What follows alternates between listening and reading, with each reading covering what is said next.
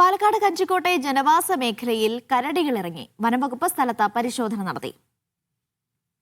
സാജിദ അജ്മൽ വിവരങ്ങൾ നൽകാൻ ചേരുന്നു. സാജിദ, എന്തെങ്കിലും നാശനഷ്ടങ്ങൾ ഉണ്ടായിട്ടുണ്ടോ?